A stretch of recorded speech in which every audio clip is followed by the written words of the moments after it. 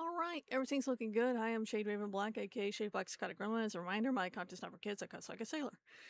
Anyway, welcome, and sorry for streaming so late. I spent the whole day, watching some King of the Hill episodes, and I had a migraine. And, I was tweaking, the portable hard drive for the Wii, so I'm able to play Wii games from the portable hard drive. And, I also had a memory card that's able to be used for PS1 and PS2 for the PS2. But you're able to play ROMs from it. And in the future, I'll be playing PS1 ROMs for you guys on the PS2. But also homebrew games. I want to explore the world of homebrew games. But anyway, there's something I want to show you guys first. Give a shout out to Jack Doll right here. She made a really good video and I wanted to show you guys. It's for about 20 minutes and 56 seconds, and don't worry, I'm only showing one. And we're going straight to Sonic Rumble, okay? So, let's watch. Oh, whoops. Told that my video needs more fun, goofy sound effects. Let's restart. Alright. Hello. I've been told that my video needs more fun, goofy sound effects, so... Okay, I hope that was enough. This video is meant for entertainment and educational purposes and is 100% organic, AI-free. Back when I was debating on TikTok full-time, I would most often cover subjects that related to feminism and sexual dimorphism. For context, the debate topic was, quote, "Men are not inherently better leaders than women, and vice versa." The title of the live conversation was meant to push back against biases that often favored men in leadership roles, while largely excluding women. We usually call this phenomenon patriarchy. People would call in and argue that men simply possessed qualities that women did not, and that these qualities set men up from birth to simply be better leaders than women. One of the ways I debunked these arguments was through presenting evidence of egalitarianism within prehistoric hunter-gatherer societies, particularly that of Paleolithic Homo sapiens. I think in order to dive into this topic correctly, we should prepare with a bit of a biology lesson on primates. There are, as of this moment, around 20 different confirmed species of the genus Homo that have been identified by researchers. Homo erectus, Homo habilis, and the very popular Homo neanderthalis, just to name a few. A lot of people have this really interesting concept in their head of a very popular graphic made about evolution, where an ape-like figure faces sideways, walking straight, eventually after many millions of years turning into a modern man. This is not how evolution worked at all. I cringe sometimes when people speak about the missing link as if human evolution was one long chain. In reality, it's more like a massive, forever growing family tree. There were multiple species of human all walking around the Earth at overlapping points in time. Within the last 300,000 years, several human beings have coexisted, Neanderthals and Homo sapiens being probably one of the best and most well-documented examples of this. None of these species show evidence of formal hierarchies like that of chiefs or kings or queens or monarchs in any way. We have evidence that Neanderthals in particular cared for their sick and injured. Fossils show individuals surviving for years with severe disabilities, which likely means that the group was supporting them, showing a very clear history of collaboration and communal care rather than necessarily overt dominance, but we'll dive deeper into that in a moment. Let's talk about bonobos. Bonobos are more sexually dimorphic than human beings, but have female-led egalitarian societies. The males tend to weigh about 20 to 30% larger than the females. The ladies tend to gain dominance by forming strong, cooperative bonds and acting as coalitions to fend off the angry males. In this particular structure, high-ranking females often control key resources like food and shelter, and they also influence group dynamics. Chimpanzees, on the other side, have male dominance hierarchies that are significantly more reliant on physical strength. Jane Goodall, rest in peace queen, is the woman who discovered that chimpanzees live in complex patriarchal societies with strict, often violent, linear hierarchies. Alpha males maintain power through stuff like calculated aggression, strategic alliances, and of course, Intimidation. Humans are less dimorphic than both chimpanzees and bonobos, so why do we assume male dominance is natural? We share approximately 98.7% of our DNA with both chimpanzees and bonobos, making them, to an equal degree, our closest living relatives. So just to recap, chimpanzees tend to be patriarchal through violence, bonobos tend to be matriarchal through female coalitions, but humans do something wildly different, called reverse dominance hierarchy. Christopher Boehm, in his book Hierarchy in the Forest: The Evolution of Egalitarian Behavior, describes how Paleolithic groups prevented anyone from accumulating power. Instead of the strongest bully rising to the top, like in chimpanzee societies, the human coalition would actively suppress these aforementioned bullies. If someone tried to boss people around or hoard resources, the group had tools like mockery, ridicule, refusal to cooperate, social shaming. In extreme cases where someone became genuinely dangerous, the group could collectively decide to exile or even execute them. Humans prehistorically did not favor having one singular leader in the band. Large decisions were generally made by consensus. If the group needed to figure out where the best place to find ripe fruit was, or what time of day would be optimal to burn down a neighboring forest, those discussions happened collectively.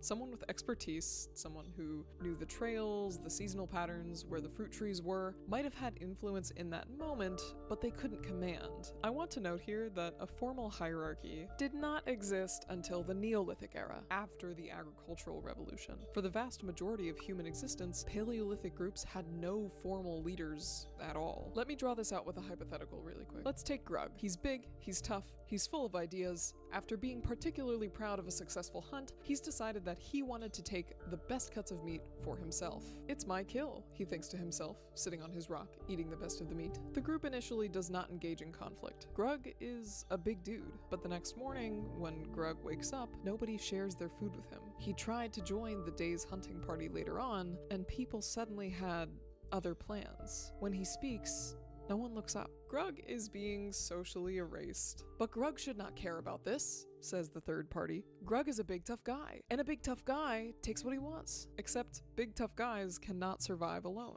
In many ways, social isolation or erasure in the Paleolithic era was akin to a death sentence. Grug is so weak, says the even tougher and bigger third party. I would just force everyone to cooperate with me by threatening them with physical violence and carrying through with said physical violence if they did not comply.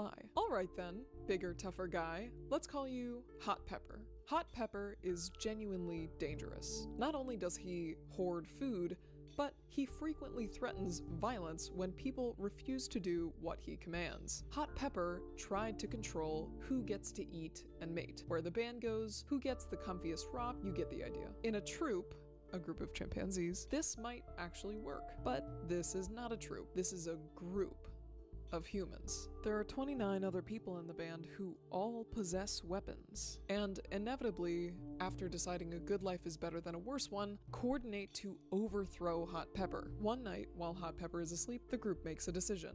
That morning, he's gone.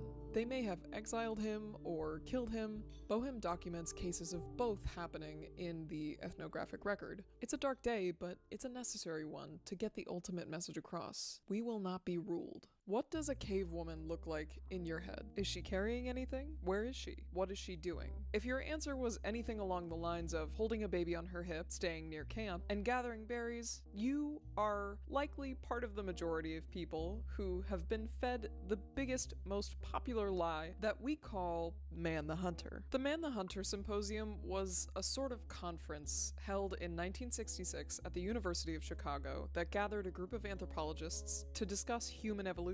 The symposium's core argument was that hunting large game was the defining human behavior that separated us from all the other primate species. They claimed that it's what made us smart and creative and capable. Because the assumption was that only men hunted, their conclusion was that male behavior specifically drove human evolution forward. The conference proceedings were unfortunately published in a book in 1968, quickly becoming the dominant framework in anthropology for many decades, often even bleeding into modern conversation about our Paleolithic ancestry. Museums based their exhibits around it, textbooks taught it as fact, and it shaped everything, but they literally had evidence at the symposium that contradicted their own thesis. Richard B. Lee, one of the organizers, presented data showing that in contemporary foraging societies, gathered plant foods made up about 60 to 80% of their diets. Hunting contributed less, but they doubled down on hunting as the master behavior pattern of the human species, leaving women's labor to be briefly mentioned and referred to as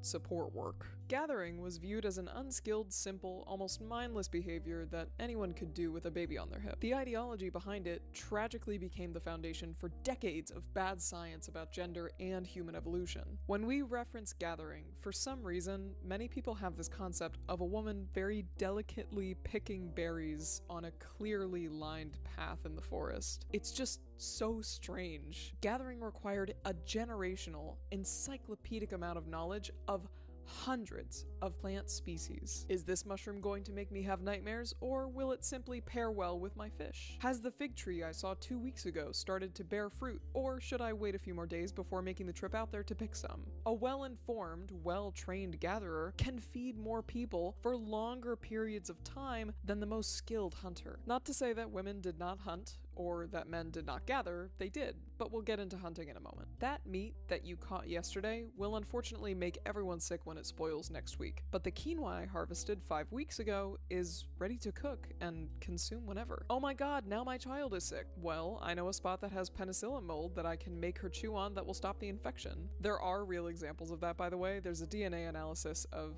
50,000-year-old dental plaque from Neanderthals in the El Cedron cave that revealed traces of penicillin mold, which produces the natural antibiotic penicillin. Really neat stuff. If you wanted to be a useful member of your band 100,000 years ago, it doesn't hurt for you to know how to hunt, but it's crucial for you to know stuff like planning routes, seasonal changes, how to use digging and cutting tools, what plants will kill you and your whole team, and which ones won't. For a lot of people, when they picture hunting, they'd usually imagine a group of large men poking an equally large animal with spears. But hunting required tracking and following animals across many, many miles of terrain. We had to track migration patterns, understanding where the animals would be at what time. There is skill in maintaining your weapon properly and learning to work as a coordinated lethal team. Humans had a particularly horrifying way of stalking and eventually killing their prey, and it's called persistence hunting. Persistence hunting has been suggested to be a key strategy for meat acquisition in human evolution. It's a form of pursuit hunting in hot environments in which the hunter runs, or uses a mixture of running and walking, to drive prey into exhaustion. If you were an antelope 300,000 years ago, peacefully trotting across the valley with your herd, and you spotted a group of Homo sapiens, you'd all likely begin to run away as quickly as possible, using up your energy until you felt you were completely safe. The humans are gone. Everything's fine.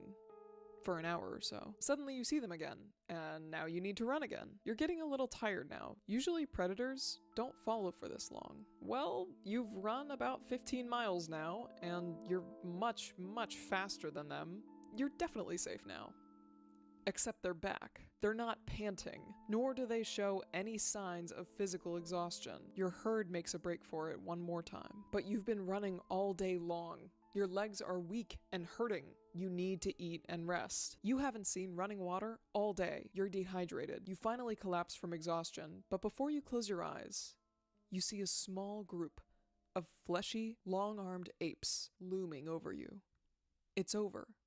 You've lost. This was never really a solo effort. Persistence hunting worked because humans, men and women, coordinated with each other consistently. There is no evidence that this was an activity exclusive to males. The physical demands of persistence hunting generally favored endurance over raw strength, and women's bodies are built for endurance. The qualities that made someone good at this type of hunting were never truly about being the biggest, toughest guy. They were always about stamina, coordination, and the ability to keep moving for hours without overheating. If you send one strong guy out alone, he might get lucky every once in a while. But sending a coordinated group with good endurance, you could eat meat regularly. Of course, our ancestors chose the most efficient strategy. So we've covered hunting and gathering. Now I want to focus on what women actually did all those thousands of years ago. Really, it's not too different from what men did. We have evidence of female hunters all across the world. They've been dug up and found with big game hunting tools and injuries that suggest that they were out hunting almost as much as men were. One of the most notable instances we have is that of the teenage hunter from Wilamaya Patshaw, roughly 500 kilometers away from Machu Picchu. She was identified to be a 17 to 19-year-old big game hunter, and after initially being assumed to be male, osteological bones, proteomic proteins expressed by a genome, and isotopic analysis indicated that this early hunter was a young adult female who subsisted on terrestrial plants and animals, particularly hunting big game like vicuña, which is basically an alpaca who can survive in the extreme climates of the Andean highlands. When she was found, people began to look around at other sites in the Americas to see if they had possibly mistaken other remains as male. And they had. Almost half of big game hunters' skeletons were identified to be female. For a significant amount of time, every single time we found a burial site with suggestions that the person we dug up may have been hunting, archaeologists immediately assumed them to be male, putting popular social biases of the time in front of tangible evidence-based research. There absolutely could have been instances in the past where a prehistoric woman in a group of people would have been breastfeeding her baby, maybe even picking a berry off a bush. What most people don't understand is simply that the father of that baby would have likely been doing the same thing. Why are we patriarchal now? That's a really good question. Most societies now, roughly 88% of them, are led primarily by men. Women unfortunately still are largely excluded from these roles. If our ancestors were egalitarian, how did we get to be so patriarchal? Most anthropologists look back to the agricultural revolution 10,000 years ago. There exists a debate currently among anthropologists about the specific mechanisms that flipped us from egalitarian to patriarchal. Scholars have proposed a few different explanations, but it was likely some combination of all of them working together. One explanation focuses on the plow. Plow agriculture required significant upper body strength, something men had more of and women had less of. So men began to specialize in field work while women began to focus more on domestic work. Of course, this was not rigid. If it was the case that the man was sick or the woman was not around, they would switch roles as needed. But from the system they had set up, the expectation of women belonging in the home developed further, even into families that were not farming. Then there's the idea that property and inheritance drove patriarchy. This one goes back to Frederick Engels in the 1880s, but modern anthropologists have built on and refined that argument. Once we settled, after being nomadic for thousands of years, we began to accumulate property and surplus. With the existence of private property came the desire to pass it on to the next generation. But you're not just gonna give your lifetime of stuff to some stranger. You want to give it to someone more significant, like your kid, for example. The only problem is you don't know which kid is yours. Paternity tests did not exist 10,000 years ago. In comes the male monopolization of property, stemming from a need for paternity certainty. Here began the shift from matrilineal to patrilineal descent, which ultimately led to a control over women's sexuality and reproduction. If you can convince the woman that it's shameful and taboo to sleep with anyone else but you, you can guarantee that the child she bears came from you, or at least most likely did. To understand how property and paternity certainty reshaped gender roles, we need to talk about what happened to childcare. I mentioned this next bit briefly when we went over gathering, but I feel the need to expand on it just a touch further. Childcare and alloparenting. I want to focus mostly on Sarah Hardy's research on this topic because I found it was the most in-depth dismantling of the whole women stayed home with babies narrative. She writes, according to the cooperative breeding hypothesis, allomaternal assistance was essential for child survival during the Pleistocene. This breeding system permitted hominid females to produce offspring without increasing interbirth intervals and allowed for the movement into new habitats. Reliance on allomaternal assistance would make maternal commitment more dependent on the mother's perception of probable support from others than is the case in most other primates. She goes on to explain how that was so hard to record.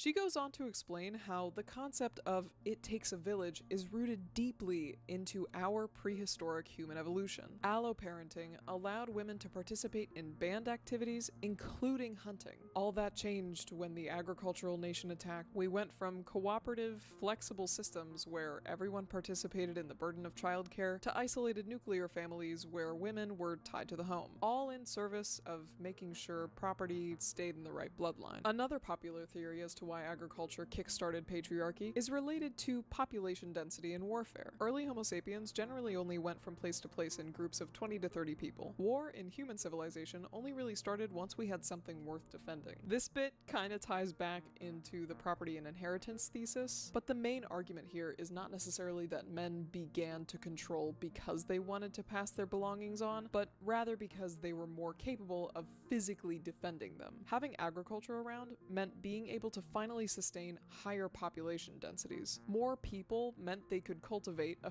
fixed territory, which led to increased intergroup conflict over resources. Ladies, we are very strong, but due to thousands of years of sexual selection and intrasexual competition, males tend to be about 6 times stronger than women. While we are able to keep up with them for endurance hunting, combat without the use of weaponry tends to favor men. This skill was far more useful for guarding the food, the buildings, and possibly even the women, which, if the theory of property and inheritance is correct, were also at the time seen as property. Military prowess became a pathway to political power in this thesis. Theory number 4 ties back into caloric surplus and specialization. Let me know if you can guess the theme of the Graybles at the end of the video. Agriculture produced a food surplus for the first time ever, as discussed in previous theories, which freed up some people from food production. You don't want to work the land all your life? Well, you can let someone know how much wheat they can get for 2 dozen eggs. Now all of a sudden we have bankers, priests, administrators, and directors of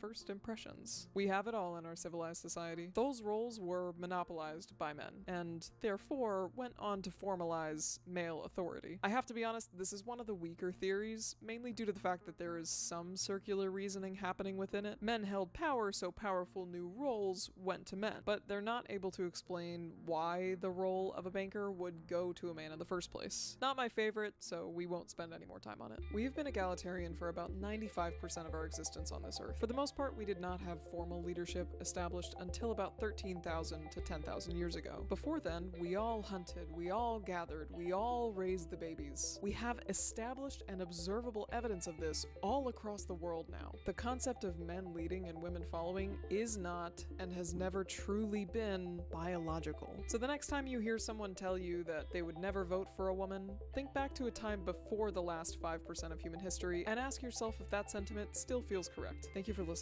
All of the sources I used in this video will be available for you to check out in the description below, and remember to ingest as much education as you can in this lifetime. Okay, bye.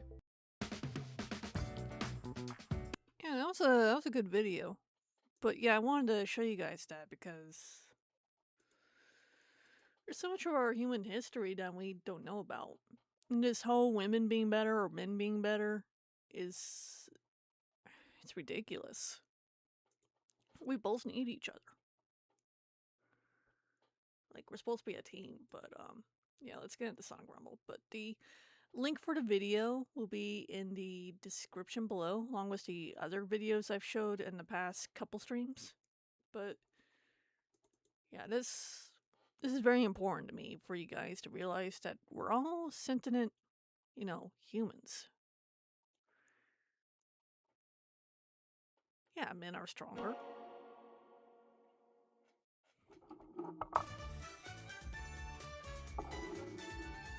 But we both have self-awareness. We're both capable of many things.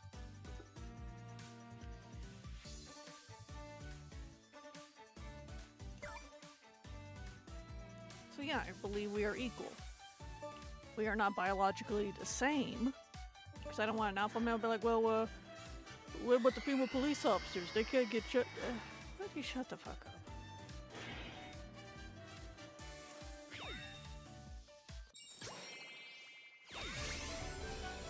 Yes, male cops are definitely needed. I agree with you on that. Male cops are stronger in. Why does this remote? It's like some kind of same receiver type for some reason. No, there's like a TV remote I used for volume on this TV I use as a monitor, and it turns on my Xbox randomly sometimes. It's like some kind of receiver type. Yeah, let me hold down the Xbox button. Let's back this up.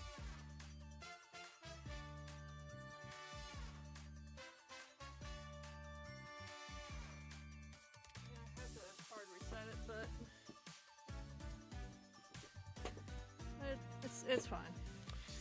But I mean, I didn't have to. I just chose to. You know, I could have changed channel on the TV to the Xbox and grab the controller and hold the Xbox button to do the turn off that way. But I just felt like hard resetting, hard shut off instead. It's like, yeah, they call it a hard reset when you hold down the power button on the Xbox of itself and then turn it back on. I'm just not gonna be turning it back on for a while. But anyway, no, we just need to realize like how we as a society can make our country or countries better.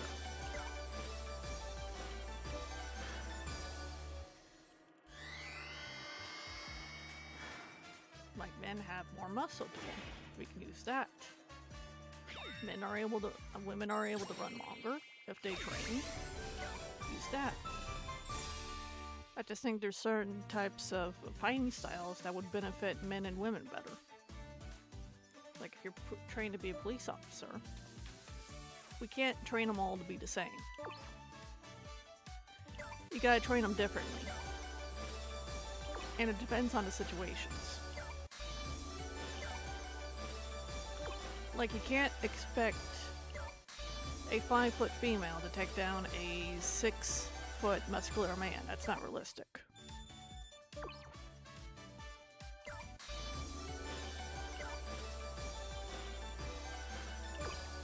Because what they should be doing is training a team.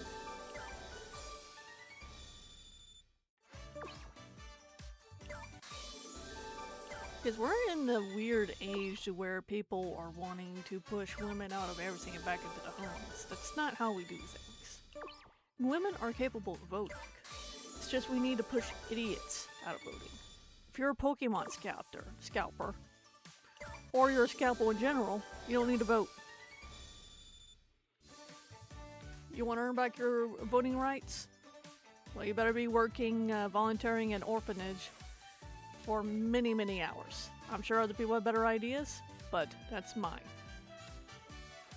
And I don't mean stand there and look pretty, I mean actually do shit. Because seriously, Pokemon cards are for kids. I don't mind you if you're a collector, but if you're scalping Pokemon cards to not let the next generation enjoy it, something is seriously fucking wrong with you. And to be perfectly clear, if you're an adult that likes Disney, that's fine. But if you're a self-entitled douchebag that goes to Disney, skips in lines ahead of families, don't let kids to get the fucking toys that you want and the rides you want to ride, you're a piece of shit. So Disney adults are on the list. You could be an adult that likes Disney, to be very clear. You could go to a Disney park by yourself. There's nothing wrong with that. But if you act like a self-entitled prick, you shouldn't vote. Because you should always, and I mean always, let the child have the fucking toy. That's their childhood. You're an adult. Your childhood was over a long time ago. I'm sorry some of you had a shitty childhood, but there's no fucking reason for you to ruin someone else's childhood. Make your adulthood a good one. And help the children have a good childhood.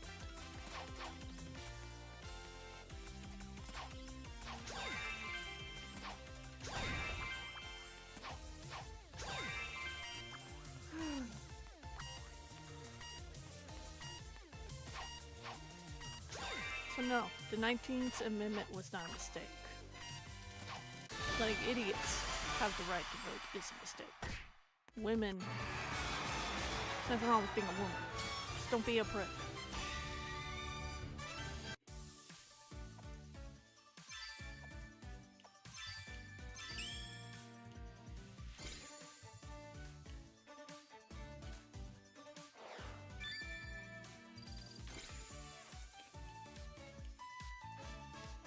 Tradwise pushing this agenda, well, I'll give up my right to vote because a woman belongs in the kitchen. Fine. Don't vote. You shouldn't vote either. Bye.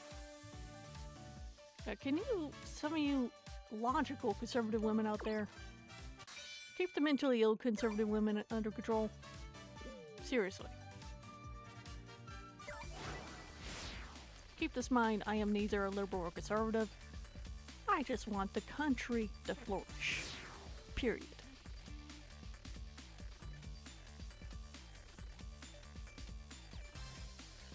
We need to be a nation that makes smarter, kinder, and also stronger people. We're stronger together as a nation. Divided, we're weak. And right now, we have a weak nation. We need healthier communities. We need far less misinformation and propaganda. Like, seriously. Shit's ridiculous.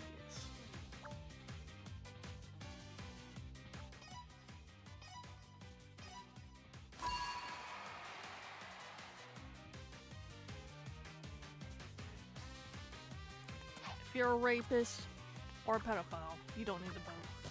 In fact, go straight to prison.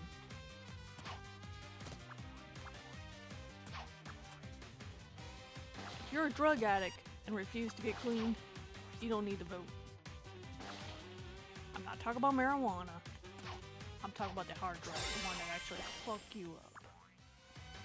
Like crack, cocaine, meth, heroin.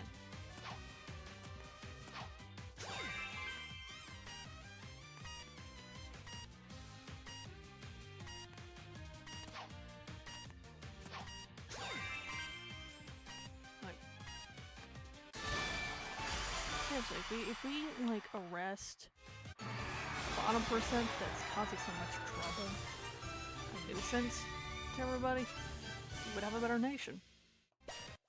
Just arrest them.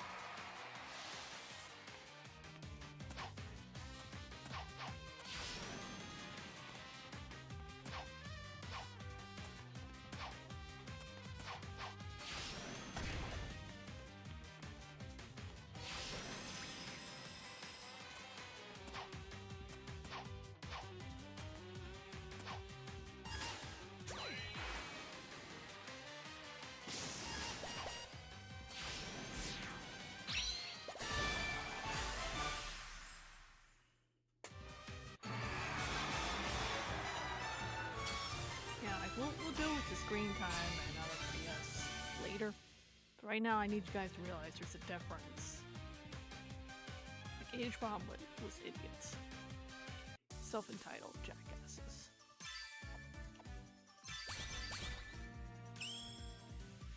If I ever had that much power in being a president, I would make sure all those scalpers would be off our streets, doing everything I can. They would lose their privilege of voting.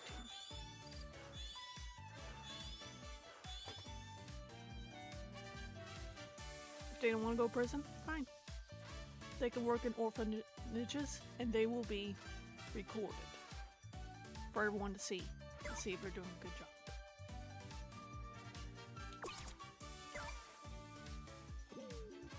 Oh, I'm not gonna be nice. No. Same with those spoiled Disney adults. Oh no, I'm sick of them. I loved Disney when I was a kid. I like Disney okay. I mean, I got a fucking Stitch little phone holder right here. And I never been to Disney World or Disneyland or whatever the fuck. There really isn't any no need for me to. Only time I would go to a Disney World is with my family to enjoy the Star Wars attraction. Because that's for me and my family to enjoy. And yeah, some little kid, like once, for example, because I like Oswald the Lucky Rabbit, if there's the last one there and little kid, it's like, oh, that's the last one. I would give it to him. You're a piece of shit if you don't think that way. Because we need to be a nation that helps make good childhoods. I'm not saying make spoiled brats. And we certainly don't want to make damaged adults.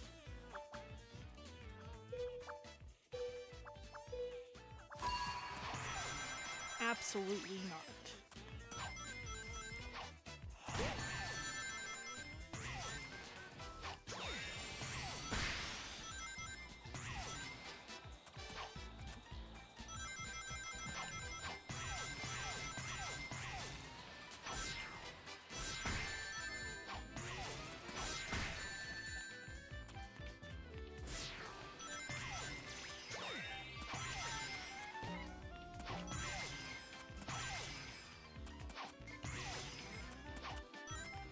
If you're gonna ask me, oh, well, what fighting styles are better with the man and the woman? Thing is, I'm not sure, but I know there's different fighting styles that exist. I would ask a fighting expert on that. It's simply an idea, and it's not a bad one. And that's just my proposal. Because the female police officers, unless she's Amazonian height, would need to be faster and smarter in order to defeat their opponents. So we need to be adjusting to techniques for them, not lowering the weight class for them, no. Techniques. I need to make sure she passes. If she doesn't, she can work at the desk job for the police department. It's that simple.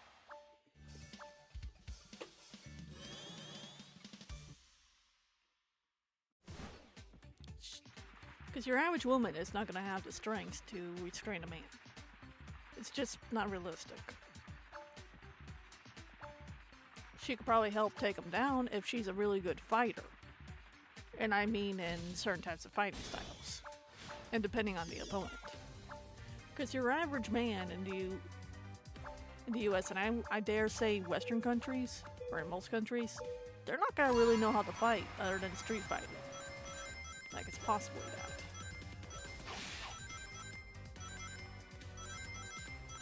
They're not gonna know what the fuck how to fight, other than use raw strengths.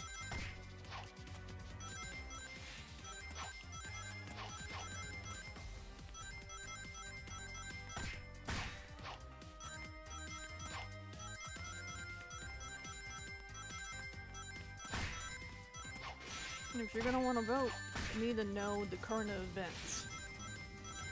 Like what's going on. And you need to have what's best for your country. And like when you're voting, you just need to vote for the best for the future, for your people.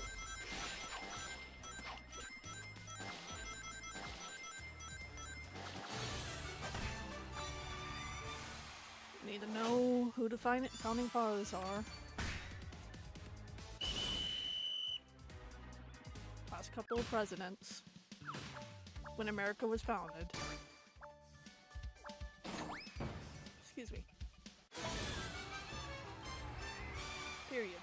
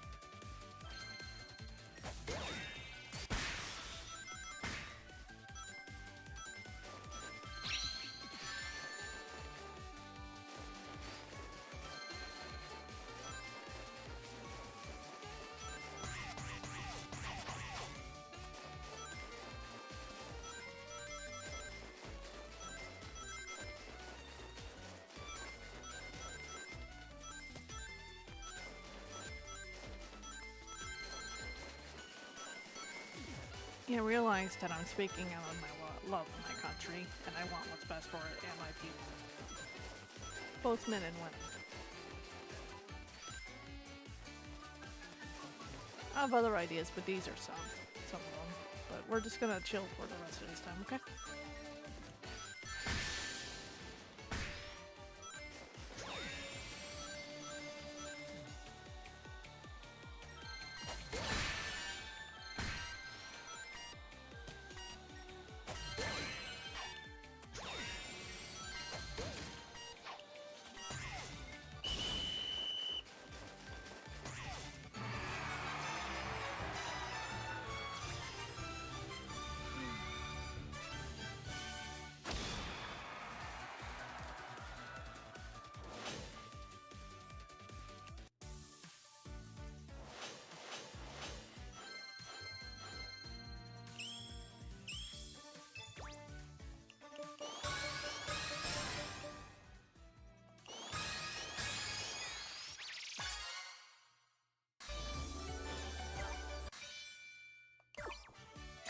Sweet.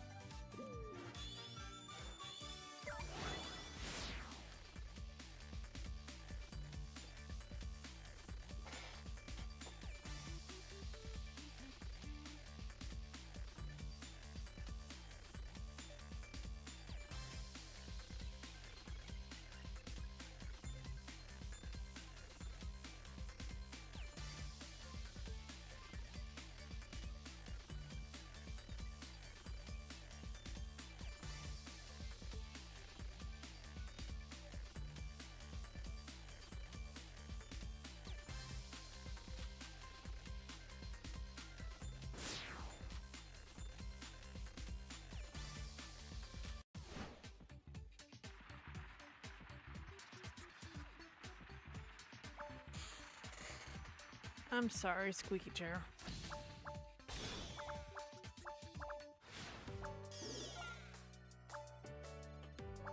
I'll try not to... No, I'll try to reduce the noise.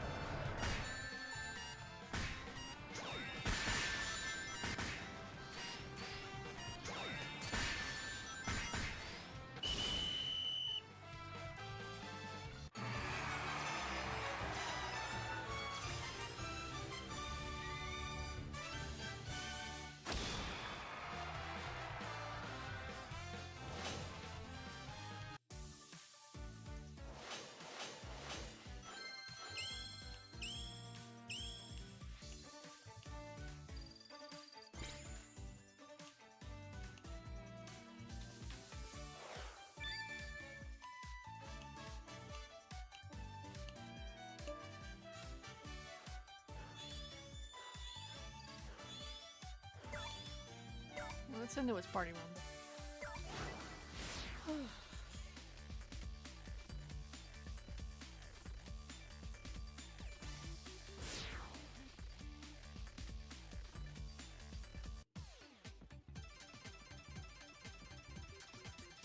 But yeah, instead of going to the weird gender war, don't listen to the toxic side of feminism. Don't listen to the alpha males. Watch some King of the Hill with your family. Okay? It's a charming show. So, I mean, I watched it when I was a little kid with my family. It's one of those adult shows you can. You ask a question, you explain it. Or you could just tell a little lie and just explain to them when they're older.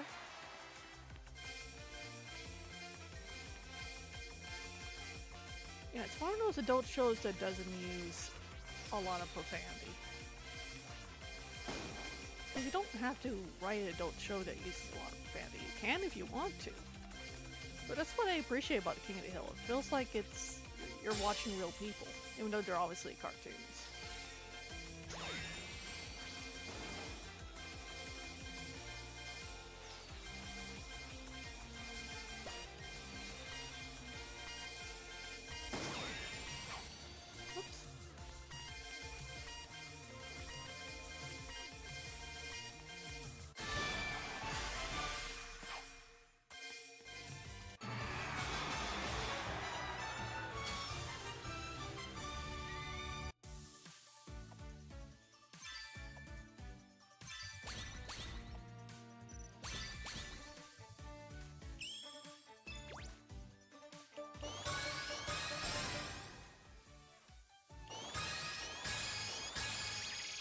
Sweet.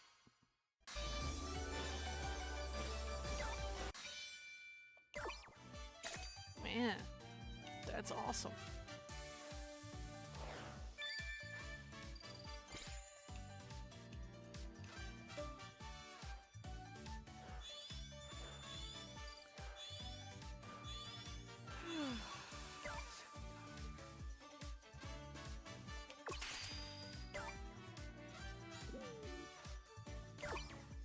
Got 82.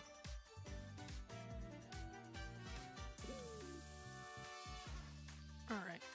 Anyway, guys, thank you guys for watching from my stream/videos. I appreciate it. Like, subscribe. If there's any games you want me to play, any drawings you want me to draw in a future drawing stream, let me know down in the comments below. Remember, it's not a yes or no, it's a maybe. And please remember to be the best versions of yourselves and respect one another. I mean it.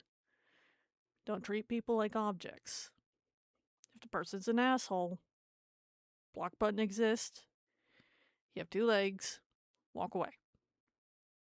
There's a time and place to be an asshole, and a lot of times you just walk away, okay? But anyway, I'll see you guys in the next video, okay? Take it one day at a time. Watch some King of the Hill with your family. Alright?